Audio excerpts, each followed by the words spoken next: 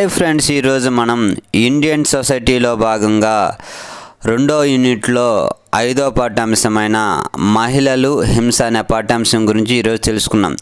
Group 2 ఎగ్జామ్లో ఈ పాఠ్యాంశం నుంచి 1 లేదా 2 ప్రశ్నలు వచ్చే అవకాశం ఉంది. ఇప్పుడు ఈ పాఠ్యాంశం గురించి తెలుసుకున్నాం. స్త్రీలు పురుషుల మధ్య గల అసమానతలు, అసమసత్తా సంబంధాల వ్యక్తీకరణయే మహిళలపై హింస అని ఎవరు పేర్కొనడం జరిగింది? UN డిక్లరేషన్ వారు పేర్కొనడం జరిగింది. United nation development fund for women యొక్క వెబ్సైట్లలో 2006 సంవత్సరపు నివేదికలో మహిళల హింస గురించి ఎవరు పేర్కొన్నారు? Kofi Annan. Union general assembly 1975వ సంవత్సరాన్ని ఏ విధంగా ప్రకటించారు? అంతర్జాతీయ మహిళా సంవత్సరంగా ప్రకటించారు. మహిళలపై జరిగే హింసని ఏ విధంగా పిలుస్తారు? లింగ ఆధారిత హింస అని పిలుస్తారు. మహిళలపై జరిగే హింసల స్వభావం, రకాల గురించి ఇప్పుడు తెలుసుకున్నాం. మానభంగాలు, అపహరణలు, హత్యలు మొదలైనవి ఏ హింస రకం? నేరపూరిత హింస రకం. వరకట్నం, చావులు, భార్యను కొట్టడం, లైంగిక వేధింపులు, భర్తను కోల్పోయిన స్త్రీలను, వయోధిక స్త్రీలను సరిగా చూడకపోవడం మొదలైన అంశాలు ఏ హింస రకానికి చెందినవి? గుహాంతర్గత హింస కిందకి చెందినవి. అమ్మాయి పుడుతుందని నిర్ధారణ అయితే గర్భస్రావం చేయించుకోమని బలవంతం చేయడం, అమ్మాయిలను ఏడిపించటం ఏ రకానికి చెందిన హింస? సామాజిక హింస. ఇప్పుడు మనం హింస రూపాల గురించి తెలుసుకున్నాం. అత్యాచారం, గృహహింస, లైంగిక వేధింపులు, భ్రూణ హత్య, లింగ నిర్ధారణ వంటి అంశాలు ఏ రూపాలకు చెందినవి? వ్యక్తులు చూపే హింసకి చెందినవి. యుద్ధ సమయంలో జరిగే అత్యాచారాలు, లైంగిక బానిసత్వము, బలవంతపు గర్భ విచ్ఛిత్తి, రాళ్లతో కొరడాలతో కొట్టడం, స్త్రీల అక్రమ రవాణా, బలవంతపు వేశ్య వృత్తి మొదలైన అంశాలు ఏ హింస కిందకి వస్తాయి? రాజ్యం చూపే హింస కిందకి వస్తాయి. మహిళల హింసపై ministry of electronics and information technology అదనపు కార్యదర్శి అయిన ఎవరి నేతృత్వంలో ఒక కమిటీని ఏర్పాటు చేయడం జరిగింది? అజయ్ కుమార్ కమిటీని ఏర్పాటు చేయడం జరిగింది. మహిళలపై హింస 5 దశల్లో జరుగుతున్నట్లుగా అధ్యయనం చేసినది ఎవరు? ప్రపంచ ఆరోగ్య సంస్థ. 1 పుట్టక ముందు గర్భంలో ఉండగానే, 2 శైశవ దశలో, 3 బాలిక దశ, 4 కౌమార దశ, యుక్త వయసు, 5 వృద్ధాప్యం. వివిధ మహిళా నేరాల గురించి ఇప్పుడు తెలుసుకున్నాం. ప్రపంచంలో మానభంగాలకు రాజధాని ఏది? భారత్లో మానభంగాలకు రాజధానిగా దేనిని పేర్కొంటారు? ఢిల్లీ.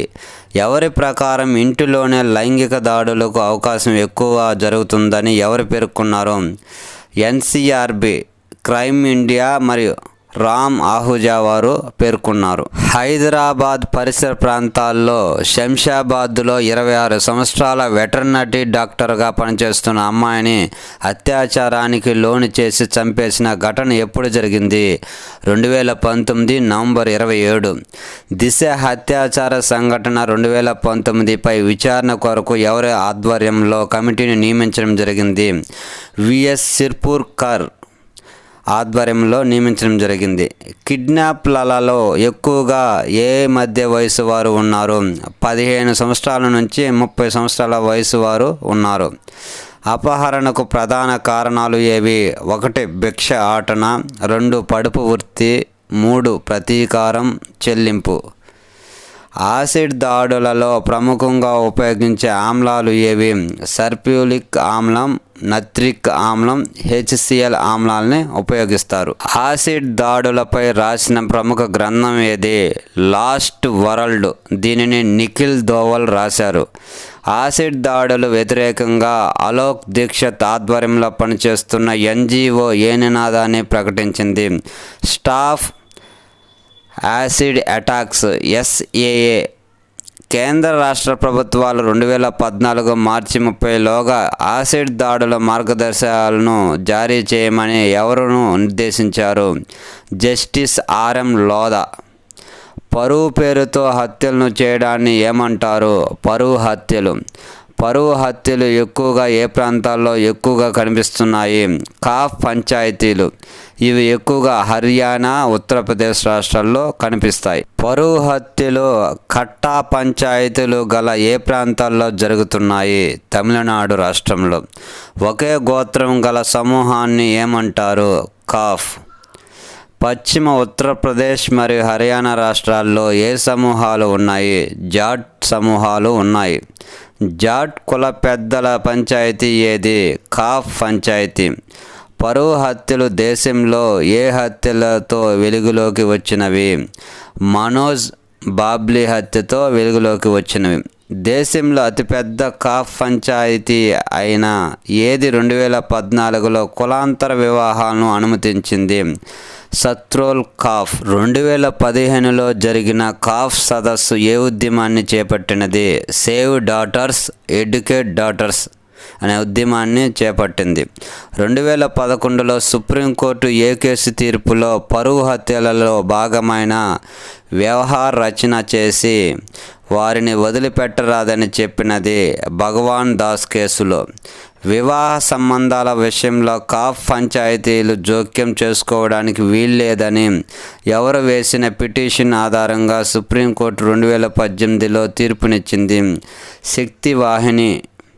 గృహహింసకు గురయ్యే మహిళలలో 30% మందిలో 15% లేదా అంతకన్నా ఎక్కువ మంది భర్తల వల్లనే బాధపడుతున్నారని ఎవరు తెలియజేశారు? 2013 WHO మరియు లండన్ స్కూల్ ఆఫ్ హైజీన్ మరియు south Africa medical research council చెప్పడం జరిగింది. దేశంలో 40 నుంచి 80% మంది మహిళలు గృహహింసలో బాధితులుగా ఉన్నారు అని ఏ అధ్యయనం ప్రకారం తెలుస్తుంది? కుటుంబ మంత్రిత్వ శాఖ మరియు ప్రణాళిక సంఘం ద్వారా తెలుస్తుంది. గాయపరచడం, కొట్టడం, చెంపపెట్టు, కాల్చడం, తాగమని కొట్టడం మొదలైన అంశాలు ఏ హింస క్రిందకు వస్తాయి? భౌతిక గృహహింస. ఇష్టం లేకుండా సెక్స్కు బలవంతం చేయడం, మరొకరితో లైంగిక ప్రక్రియకు ఒత్తిడి చేయడం వంటి అంశాలు ఏ హింస క్రిందకు వస్తాయి? లైంగిక గృహహింస కిందకు వస్తాయి. అందరి ముందు కానీ ఒంటరిగా ఉన్నప్పుడు కానీ కించపరచడం, పరువు తీసే మాటలు మాట్లాడడం ఏ గృహహింస క్రిందకు వస్తుంది? మానసిక ఉద్వేగపరమైన గృహహింస కిందకి వస్తుంది.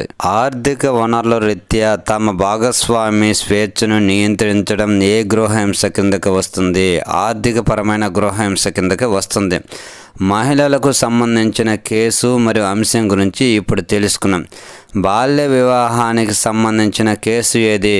రుక్మీబాయి రావత్ కేసు. ముస్లిం మహిళల రక్షణ భరణం చెల్లించే కేసు ఏది? షబానో కేసు. స్టాకింగ్కు సంబంధించి ప్రముఖ కేసు ఏది? ప్రియదర్శిని మట్టు కేసు.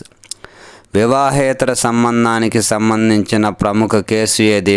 శివానీ భట్నాగర్ కేసు. అధికార దుర్వినియోగానికి సంబంధించిన ప్రముఖ కేసు ఏది? Jessica Lal case. పరువు హత్యకు సంబంధించిన ప్రముఖ కేసు ఏది? Manoj and Babli case. పనిచేసే ప్రాంతాల్లో లైంగిక హింసకు సంబంధించిన ప్రముఖ కేసు ఏది? బన్వారీ దేవి విశాఖ కేసు. కస్టోడియల్ రేపుకు సంబంధించిన ప్రముఖ కేసు ఏది? మధురా కేసు. ముమ్మారు తలాక్, త్రిపుల్ తలాక్ కేసు ఏది? షరియా బానో కేసు. మహిళలకు దేవాలయాల్లోకి ప్రవేశం కల్పించడం కోసం వేసిన కేసు ఏది? శని సింగ్నాపూర్ తృప్తి దేశాయ్ కేసు. ఢిల్లీలో ఫిజియోథెరపీ చదివే అమ్మాయిపై సామూహిక రేపు కేసు ఏది? నిర్భయ కేసు. పోక్సో చట్టానికి సంబంధించిన లైంగిక కేసు ఏది? Skin to skin case. నచ్చిన వ్యక్తిని వివాహం చేసుకునే హక్కు ఏ కేసు? హదియా కేసు 2017. యుథేనియేషియా అనగా అర్థం ఏమిటి? దీర్ఘకాలం నిశ్చేష్టంగా ఉండడం మరియు దీన్ని కారుణ్య మరణం అంటారు. యుథనేషియాకు సుప్రీంకోర్టు ఎప్పుడు అనుమతించింది? 2018 మార్చి 7. మహిళలపై హింస ప్రభుత్వ చర్యల గురించి ఇప్పుడు తెలుసుకున్నాం. వరకట్న నిషేధ చట్టం భారతదేశమంతా ఎప్పుడు అమల్లోకి వచ్చింది? 1961 జూలై 1. వరకట్నం ఇచ్చిన వ్యక్తికి తీసుకునే వ్యక్తికి 5 సంవత్సరాలకు తగ్గకుండా కారాగార శిక్ష లేదా ఎంత జరిమానా విధించవచ్చు? 15,000 రూపాయలు విధించవచ్చు. మహిళ మరణం వరకట్న మరణంగా పరిగణించాలంటే ఎన్ని సంవత్సరాల వివాహ జీవితం అవసరం? 7 సంవత్సరాల వివాహ జీవితం అవసరం. గర్భస్థ పూర్వ మరియు గర్భస్థ పిండ ప్రక్రియ చట్టం 1994 ఎప్పుడు అమల్లోకి వచ్చింది? 1996లో అమల్లోకి వచ్చింది. లింగ నిర్ధారణకు తోడ్పడే ఏ పరీక్షలు నిర్వహించడం నేరమని పరిగణించడం జరిగింది? అమ్నియోసెంటాసిస్, క్రానిక్ విల్లో బయోప్సీ అనే పరీక్షలు నిర్వహించడం చట్టరీత్యా నేరమని పరిగణించడం జరిగింది. అమ్నియోసెంటాసిస్ను జన్యుపరమైన వ్యాధులకు నిర్ధారించడానికి మొదటగా ఉపయోగించినది ఎవరు? ఎయిమ్స్ 1975లో ఉపయోగించడం జరిగింది. ఆరోగ్య కారణంగా జీవితానికి ప్రమాదం ఏర్పడినప్పుడు మంచి సంతానం పొందడానికి, వికలాంగులు పుట్టకుండా ఉండడానికి ఏ చట్టాన్ని తీసుకురావడం జరిగింది? The medical termination of pregnancy act MTP 1971. అసాధారణ పరిస్థితుల్లో గర్భం దాల్చిన మహిళలు గర్భస్రావం చేయించుకోవచ్చని ఏ చట్టం తెలియజేస్తుంది? MTP సవరణ చట్టం 2021. మహిళలను మరియు చిన్నపిల్లలను లింగపరమైన దురుద్దేశంతో చంపడాన్ని ఏమంటారు? ఫెమిసైడ్ లేదా ఫెమినోసైడ్ అంటారు. ఫెమిసైడ్ను 1976లో మొదటిగా అధికారికంగా ఎవరు వాడారు? డయానా EH రసెల్ వాడారు. ప్రపంచంలో ఫెమిసైడ్ లాంటి హత్యల రీత్యా భారతదేశం ఎన్నో స్థానంలో ఉంది? మొదటి స్థానంలో ఉంది. గృహహింస చట్టం 2005ను ఎప్పుడు అమల్లోకి తీసుకురావడం జరిగింది? 2006 అక్టోబర్ 26. గృహహింస చట్టం దుర్వినియోగం వల్ల దానికి తప్పనిసరిగా సవరణలు అవసరమని సుప్రీంకోర్టు ఏ కేసులో తీర్పునిచ్చింది? ప్రీతి వర్సెస్ జార్ఖండ్ ప్రభుత్వం 2016. పని ప్రదేశాల్లో మహిళలపై లైంగిక వేధింపుల పరిష్కారం కోసం ఏ చట్టాన్ని ప్రవేశపెట్టడం జరిగింది? Sexual harassment of women at work place 2013. మహిళలపై లైంగిక వేధింపులకు పాల్పడితే వ్యక్తికి గరిష్టంగా ఎంత జరిమానా విధించవచ్చు? 50,000 రూపాయలు. 10 మంది కంటే ఎక్కువ మంది మహిళలు పనిచేస్తున్న చోట యాజమాన్యం ఏ కమిటీని ఏర్పాటు చేయాలి? అంతర్గత విచారణ కమిటీ. కేంద్ర మహిళా శిశు అభివృద్ధి మంత్రిత్వ శాఖ పని ప్రదేశాల్లో మహిళలపై లైంగిక దోపిడీ 2013 చట్టంలో భాగంగా 2017లో దేనిని ప్రారంభించింది? ది సెక్సువల్ హరాస్మెంట్ ఎలక్ట్రానిక్ బాక్స్ను ఏర్పాటు చేశారు. నేర న్యాయ సవరణ చట్టం 2013 దీనిని మరో పేరుతో ఏ విధంగా పిలుస్తారు? మానభంగ వ్యతిరేక చట్టం లేదా నిర్భయ చట్టంగా పిలుస్తారు. నిర్భయ చట్టం దేశవ్యాప్తంగా ఎప్పుడు అమల్లోకి వచ్చింది? 2013 ఏప్రిల్ 3. దేశంలో మొదటిగా అత్యాచార నిందితునికి 22 సంవత్సరాల జైలు శిక్షణ విధించిన కోర్టు ఏది? మెదక్ జిల్లా కోర్టు. నిర్భయ చట్టం ద్వారా మొదటి తీర్పును వెలువరించిన కోర్టు ఏది? వరంగల్ జిల్లా కోర్టు 2014 మార్చి 29. ఇప్పుడు మనం వివిధ నేరాలకు శిక్షల గురించి తెలుసుకున్నాం. అత్యాచారం నేరమునకు శిక్ష ఎంత? 7 సంవత్సరాలు లేదా యావజ్జీవాగారం శిక్ష. ఒక వ్యక్తి మరణానికి లేదా శాశ్వత వైకల్యానికి శిక్ష ఏది విధిస్తారు? యావజ్జీవం లేదా మరణశిక్ష విధిస్తారు. యాసిడ్ దాడికి శిక్ష ఎన్ని సంవత్సరాలు విధిస్తారు? 10 సంవత్సరాలు మరియు 10 లక్షల జరిమానా కూడా విధిస్తారు. వయరిజం వేధింపులకు ఎన్ని సంవత్సరాలు జైలు శిక్ష విధిస్తారు? 1 సంవత్సరం లేదా 3 సంవత్సరాలు జైలు శిక్ష విధిస్తారు. వ్యక్తుల అక్రమ రవాణాకి ఎన్ని సంవత్సరాల శిక్ష విధిస్తారు? 7 సంవత్సరాలు లేదా 10 సంవత్సరాలు జైలు శిక్ష విధిస్తారు. అధికారం చెలాయించే వ్యక్తి లైంగిక సంపర్కానికి పాల్పడితే ఎన్ని సంవత్సరాల శిక్ష విధిస్తారు? 5 సంవత్సరాలు లేదా 10 సంవత్సరాలు విధిస్తారు. నేర బాధితులకు కేంద్ర సహాయ నిధి ఎప్పుడు ఏర్పాటు చేయడం జరిగింది? 200 కోట్లతో 2015 అక్టోబర్లో ఏర్పాటు చేయబడింది. ఢిల్లీలో 2012 డిసెంబర్ 16న మహిళా ఫిజియోథెరపిస్ట్పై జరిగిన సామూహిక అత్యాచార ఘటనని ఏమంటారు? నిర్భయ కేసు అంటారు. నిర్భయ కేసులో బాధితులను శిక్షించడం మరియు మహిళా భద్రతకు తీసుకోవాల్సిన చర్యలను సూచించడానికి ఏర్పాటైన కమిషన్ ఏది? ఉషా మెహ్రా కమిషన్. నిర్భయ అసలు పేరు ఏది? జ్యోతి సింగ్.